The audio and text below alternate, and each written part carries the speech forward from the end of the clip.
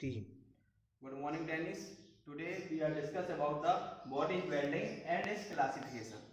Welding क्या है और इसकी डेफिनेशन क्या है और इसका वर्गीकरण क्या है, इसके बारे में आज हम लोग जानेंगे। सबसे पहले वेल्डिंग क्या होती है? दो समान धातुओं या असमान धातुओं को जब परस्पर पूरक छड़ की सहायता से या पूरक छड़ की सहायता के बिना, दबाव के साथ या दबाव के बिना आपस में स्थायी रूप से जोड़ा जाता है, उसको कहते हैं वेल्डिंग। मतलब इसमें अपन को क्या चीज ध्यान देनी है? दो तीन चीजों का ध्यान देना है। पहला, दो धातुओं को परस्पर, अब ये समान भी हो सकती है, असमान भी हो सकती है। दूसरा, पूरक छड़ की सहायता से या इसके बिना, मतलब हम पूरक छड़ की सहायता लेंगे या नहीं लेंगे। तीसरा कॉलम क्या होता है इसका? दबाव के साथ या इसके बिना, मतलब हम प्रेशर वाली वेल्डिंग भी करते हैं और बिना प्रेशर वाली वेल्डिंग भी करते हैं। तीसरा सबसे इंपॉर्टेंट, स्थायी जोड़ बनाना है। क्या बनता है इससे? स्थायी जोड़ बनता है वेल्डिंग से। तो वेल्डिंग की डेफिनेशन क्या हो गई?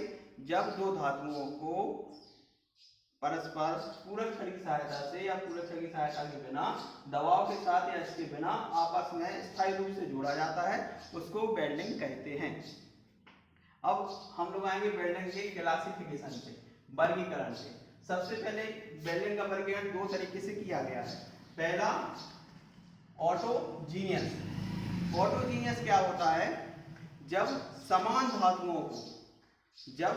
धातुओं को उसी धातु की पूरक छड़ से आपस में जोड़ा जाता है, तो उसको बोलते हैं ऑटोजीनियस। मतलब अगर जैसे हम माइल्ड स्टील की धातु पे वेल्डिंग कर रहे हैं तो हम माइल्ड स्टील का ही इलेक्ट्रोड यूज करेंगे, या अगर हम कार्बन इलेक्ट्रोड यूज कर रहे हैं तो वो अपनी धातु से ही जुड़ेगा, उसको बोलेंगे ऑटोजीनियस। Second, heterogeneous. इसमें क्या था? दो असमान धातुओं को जोड़ते हैं। जैसे कि हमारे लिए माइल्ड स्टील को और स्टील को जोड़ना है, एक डिफरेंट धातु से जोड़ रहे हैं, तो उसमें क्या हो जाता है? इसमें जो धातुएं जो होती हैं वो असमान होती हैं। इसमें अपन पूरक छड़ जो है वो दूसरी यूज कर सकते हैं बेस मटेरियल से। जैसे कि हमें लोहे की वेल्डिंग पे ब्रेजिंग करनी है तो हम पीतल का प्रयोग करते हैं। इस प्रकार से वेल्डिंग को बोलते हैं हेट्रोजीनियस। ये दो प्रकार की वेल्डिंग का क्लासिफिकेशन हो गया। इसके बाद हम चलते हैं आगे। अब वेल्डिंग को कैसे बांटा गया है? दो प्रकार से। पहला फ्यूजन वेल्डिंग, दूसरा प्लास्टिक या प्रेशर वेल्डिंग। फ्यूजन वेल्डिंग में क्या होता है? इसमें हम दबाव का प्रयोग बिल्कुल नहीं करते हैं, मतलब ये नॉन प्रेशर वेल्डिंग होती है। ठीक है, नॉन प्रेशर वेल्डिंग होती है। इसमें इसका क्लासिफिकेशन फिर किया गया है। पहले arc welding, gas welding, chemical welding. Arc welding में जो अपन को हीट चाहिए पड़ती है वो उत्पन्न होती है इलेक्ट्रिक आर्क से। गैस वेल्डिंग में जो हमें हीट चाहिए पड़ती है वेल्डिंग के लिए, वो हीट उत्पन्न होती है गैसेस से। एसिटिलीन ऑक्सीजन का कॉम्बिनेशन, एसिटिलीन हाइड्रोजन का कॉम्बिनेशन और एयर और एसिटिलीन का कॉम्बिनेशन से हम इसको वेल्डिंग करते हैं। तीसरा होता है केमिकल रिएक्शन। इसमें क्या होता है? कोई भी हम ऐसा पाउडर प्रयोग करते हैं, दो पाउडर प्रयोग करते हैं जो आपस में मिलने के बाद बहुत ही ज्यादा हीट उत्पन्न करते हैं, नियर अबाउट 3000 डिग्री सेंटीग्रेड के लगभग। उसकी वजह से ये बेस मटेरियल के टेम्परेचर से ज्यादा हो जाता है, उसकी वजह से ये बेस मटेरियल पिघल जाता है और वेल्डिंग हो जाती है। अब हम लोग आगे पढ़ेंगे। सबसे पहले मैनुअल मेटल आर्क वेल्डिंग। जैसे कि नाम से क्लियर है, मैनुअल मेटल आर्क वेल्डिंग। इसमें जो भी आर्क उत्पन्न होती है, ये पूरा कारीगर के ऊपर निर्भर करता है कि वो इलेक्ट्रोड को किस पोजीशन पे रख के हीट उत्पन्न कर रहा है। ठीक है, जैसे सबमर्ज मेटल आर्क वेल्डिंग। ठीक है। इसमें एक इलेक्ट्रोड होता है जिसको हम नेगेटिव या पॉजिटिव से जोड़ देते हैं, एक जॉब होता है जिसको हम या नेगेटिव या पॉजिटिव से जोड़ देते हैं। जब इलेक्ट्रोड वर्कपीस से संगनी में आता है तो उसका जो बीच का जो गैप होता है, कम गैप होता है, वो आयोनाइज हो जाता है, जिसकी वजह से प्लाज्मा का उत्पन्न होता है, जिसको अपन इलेक्ट्रिक आर्क बोलते हैं। उसकी वजह से जो मेटल होता है वो पिघल जाता है और वो मेटल बेस मेटल को भी पिघला के आपस में मिलकर यहाँ पे वेल्डिंग करते हैं। ठीक है। दूसरा होता है कार्बन आर्क वेल्डिंग। इसमें क्या होता है, जो इलेक्ट्रोड प्रयोग करते हैं अपन, वो कार्बन का इलेक्ट्रोड प्रयोग करते हैं। कार्बन का इलेक्ट्रोड क्या होता है, नॉन कंज्यूमेबल इलेक्ट्रोड होता है, वो कंज्यूम नहीं होता है। इसमें जो भी वेल्डिंग होती है वो बेस मेटल आपस में पिघलकर आपस में जुड़ जाती हैं। इसमें इलेक्ट्रोड जो है वो बिल्कुल भी नहीं पिघलता है। इसको बोलते हैं कार्बन आर्क वेल्डिंग। ठीक है। इसमें कार्बन का इलेक्ट्रोड प्रयोग करते हैं। तीसरा है inert gas welding. Inert gas welding क्या होती है, जब अक्रिय गैसों को हम फ्लक्स की जगह पे प्रयोग करते हैं, ठीक है, तो उस समय जो वेल्डिंग कहलाती है वो कहलाती है इनर्ट गैस आर्क वेल्डिंग। इसको दो प्रकार से बांटा गया है। पहला है आपका मिग वेल्डिंग, दूसरा है आपका टिग वेल्डिंग। मिग वेल्डिंग क्या है, metal inert gas welding. Metal inert gas welding. इसमें क्या करते हैं, पहले तो इसमें जो इलेक्ट्रोड होता है वो कॉपर कोटेड इलेक्ट्रोड होता है, इस पे फ्लक्स नहीं चढ़ा रहता है। कॉपर कोटेड इलेक्ट्रोड होता है जो वायर के रूप में होता है। इसको अपन मैनुअली और ऑटोमेटिकली भी फीड कर सकते हैं। इसमें जो अपन फ्लक्स यूज करते हैं वो एक अक्रिय गैस यूज करते हैं, इसलिए इसको बोलते हैं इनर्ट गैस। अक्रिय गैस क्या होती है, आर्गन गैस प्रयोग करते हैं। आर्गन भी कर सकते हैं, CO2 भी कर सकते हैं। तो उसमें जो फ्लक्स का जो काम करता है वो आर्गन गैस करती है। इसके बारे में जब हम लोग डिटेल में पढ़ेंगे तो इसके बारे में पूरा बताएंगे। असेंबली क्या होती है, वायर फीडिंग असेंबली क्या होती है, सब पढ़ेंगे। उसके बाद होता है टंगस्टन इनर्ट गैस वेल्डिंग या टिग वेल्डिंग। इसमें क्या होता है, जो इलेक्ट्रोड होता है वो टंगस्टन धातु का बना होता है जो नॉन कंज्यूमेबल रहता है। इसमें जो पूरक छड़ होती है वो अपन अलग से ऐड करते हैं। टंगस्टन इलेक्ट्रोड क्या करता है, बेस मटेरियल और टंगस्टन के बीच में आर्क उत्पन्न करता है और अपन फिलर मटेरियल इसमें अलग से फीड करते हैं और फिलर मटेरियल की सहायता से इसको अपन वेल्ड करते हैं। तो ये हो गया आपका टंगस्टन इनर्ट गैस वेल्डिंग।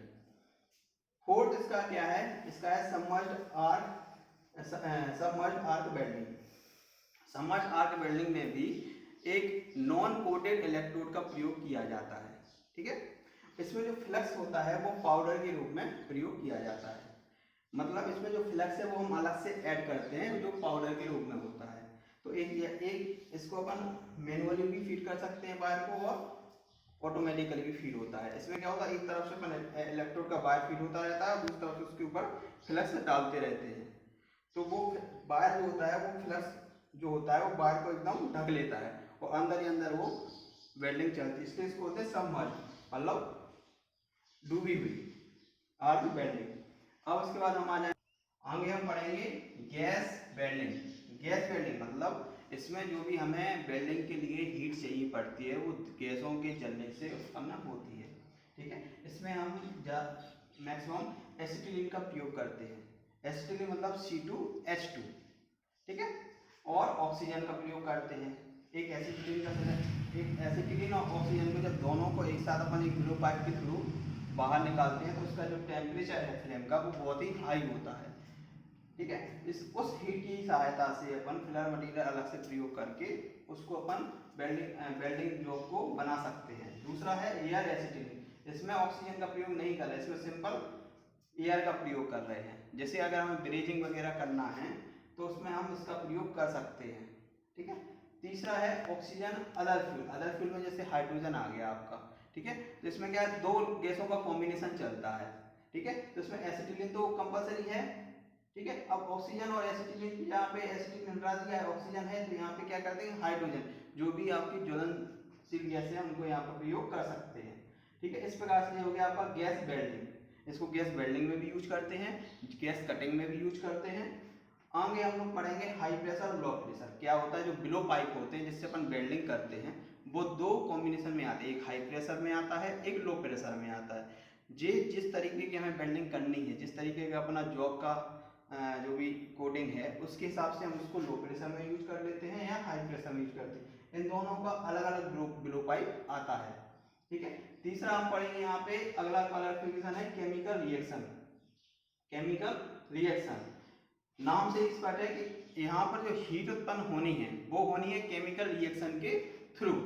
इसमें ज्यादातर अपन क्या करते हैं, आयरन ऑक्साइड का पाउडर एल्यूमिनियम के साथ मिलाते हैं, तो उस समय जो हीट जनरेट होती है उसका टेम्परेचर लगभग 3000 डिग्री सेंटीग्रेड से अबव होता है, जो आयरन के टेम्परेचर जो मेल्टिंग टेम्परेचर उससे काफी ज्यादा है। इसकी वजह से वहां पर वो मेटल वहां पे पिघल जाता है, वो परस्पर आपस में जुड़ जाते हैं। इस तरीके से क्या होगा केमिकल रिएक्शन में थर्मिक वेल्डिंग। थर्मिक वेल्डिंग में हमने आपको बता दिया ऑक्सीजन आयरन ऑक्साइड पाउडर लिया जाता है और एल्यूमिनियम का कॉम्बिनेशन लेके इसको अपन वेल्डिंग करते हैं।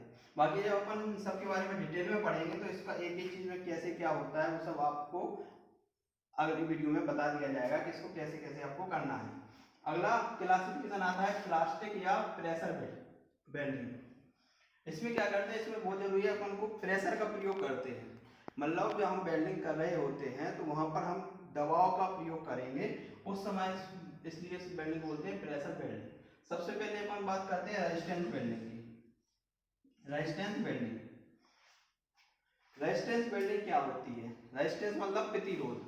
कोई भी धातु का अपना एक प्रतिरोध होता है, ठीक है, और उसमें से जब हम करंट को गुजारते हैं तो उस करंट को प्रवाह के लिए वो प्रतिरोध उत्पन्न करता है, जिसकी वजह से वहां पर टेम्परेचर जनरेट होता है और टेम्परेचर जनरेट होने की वजह से वो मेटल आपस में ज्वाइंट हो जाती हैं, जुड़ जाती हैं, इसलिए इसको बोलते हैं रेजिस्टेंस वेल्डिंग। इसमें जो हीट उत्पन्न होती है वो होती है H बराबर I स्क्वायर आर टी।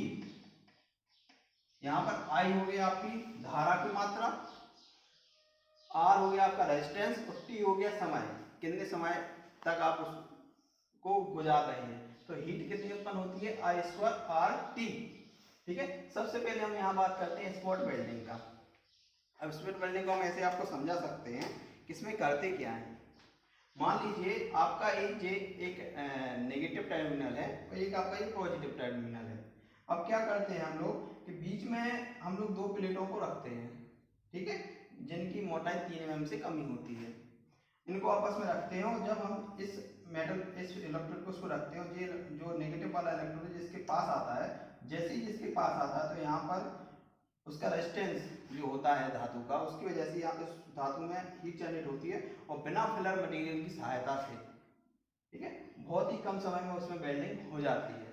ठीक है, उदाहरण के लिए कभी आपने देखा हो जो कि घर में जो घरेलू सामान यूज होते हैं उसमें स्पॉट वेल्डिंग आपको कहीं भी देखने के लिए मिल जाएगी। सीम वेल्डिंग, सीम वेल्डिंग में क्या होता है, मान लीजिए ये आपका एक रोलर है और ये यहाँ पे आपकी एक धातु रखी है,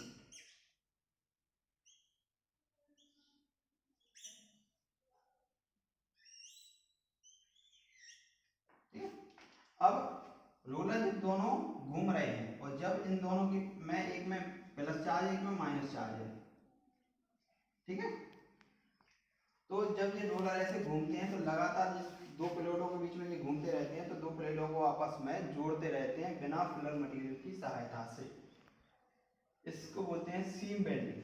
तीसरा होता है आपका प्रोजेक्शन वेल्डिंग। इसमें क्या करते हैं, जैसे हमें दो धातुओं को जोड़ना है तो उसमें से एक धातु पे प्रोजेक्शन बना देते हैं। कैसे कि जैसे मान लीजिए आपकी एक ये धातु है सिंपल और आपकी एक दूसरी धातु है, यहाँ पे हमने इसके प्रोजेक्शन बना दिए, जे मामले में प्रोजेक्शन बना दिए, ठीक है। अब इसमें अपन को दबाव को लाना है क्योंकि रेजिस्टेंस वेल्डिंग जो है वो प्रेशर वेल्डिंग ही है। अब इसको हमने जोड़ दिया मान लीजिए प्लस चार्ज से, इसको जोड़ दिया मान लीजिए माइनस चार्ज से। अब जब चार्ज माइनस और प्लस है, जब इसको हम पास में लाएंगे तो पास में लाने की वजह से यहाँ पर ये प्रोजेक्शन बनने की जगह पे यहाँ पे जो रेजिस्टेंस है वो ज्यादा होगा कंपेयर टू इन पूरी प्लेटों के पोजीशन से। तो यहाँ पर ये प्रोजेक्शन है ये पिघल जाते हैं, मेल्ट हो जाते हैं और ये जैसे जब प्रेशर से दोनों प्लेट आपस में आती है तो ये यहाँ पे जुड़ जाती हैं, ठीक है, इसको बोलते हैं प्रोजेक्शन वेल्डिंग, प्रोजेक्शन वेल्डिंग, ठीक है। अब परक्यूशन वेल्डिंग क्या होती है, ठीक है, अब परक्यूशन वेल्डिंग के बारे में हम लोग पढ़ेंगे। परक्यूशन वेल्डिंग क्या होती है, इसमें क्या होता है, मान लीजिए एक ये प्लेट है आपकी, जिसको अपन को जॉब, मान लीजिए आपका एक जॉब है, इन दो प्लेटों को अपन को जोड़ना है, इन दो प्लेटों को अपन को जोड़ना है। यहाँ पे हमने लगा दिया माइनस चार्ज, यहाँ लगा दिया प्लस चार्ज। वेल्डिंग ट्रांसफार्मर से जो निकला है 50 एम्पियर भी हो सकता, 100 एम्पियर हो सकता, 150 एम्पियर हो सकता, 200 एम्पियर हो सकता, एम्पियर में लगाया जाता है, ठीक है ना, डीसी ट्रांसफार्मर या एसी ट्रांसफार्मर का प्रयोग करके। अब इनको हम क्या करते हैं, स्पीड में आपस में पास लाते हैं, मतलब बहुत ज्यादा स्पीड से आपस में पास लाते हैं।